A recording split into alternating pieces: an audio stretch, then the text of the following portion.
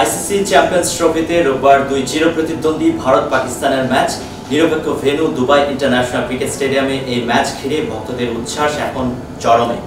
তবে দুই দলের জন্য কিন্তু দুরকম পরিস্থিতি।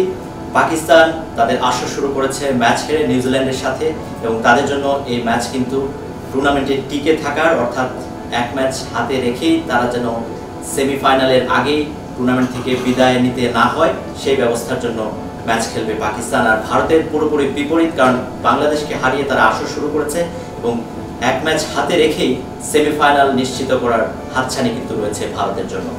দুই ম্যাচ ঘিরে ভক্তদের উচ্ছ্বাস এবং ক্রিকেট দুনিয়ার আবহ তো আমরা জানি। এই ম্যাচ ঘিরে দুই দল কিভাবে কি পরিকল্পনা করছে সেটি নিয়ে আজকের এই রিপোর্ট রিভিউ। আইসিসির ইভেন্টে ভারত পাকিস্তান ম্যাচ বরাবরই এক পেশে, ভারতের জয়, পাকিস্তানের আত্মসমর্পণ।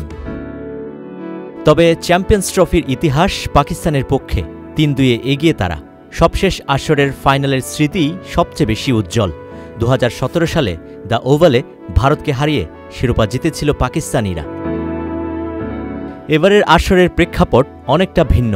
দু দলের আসর শুরু হয়েছে দুরকম। বাংলাদেশকে হারিয়ে শক্তিমত্তা জানান দিয়েছে রোহিত শর্মার দল, আর নিউজিল্যান্ডের কাছে ধরাশায়ী হয়ে টুর্নামেন্ট শুরু হয়েছে হোস্ট পাকিস্তানের। এ অবস্থায় ভারতের সাথে ম্যাচ হারলে আর কিছু থাকে না বাবর আজমদের। বাংলাদেশের সাথে ব্যাটে বলে আধিপত্য দেখিয়ে আসর শুরু করা ভারতীয় দল নামবে উইনিং কম্বিনেশন নিয়ে। নিউজিল্যান্ড ম্যাচের আগেই সেমিফাইনালে এক পা দিয়ে রাখতে চায় টিম ইন্ডিয়া। দুবাই আন্তর্জাতিক ক্রিকেট স্টেডিয়ামে ভারত পাকিস্তানের ম্যাচ শুরু বাংলাদেশ সময় রোববার বিকেল 3টায়। Arif Chowdhury, sports desk, channel I.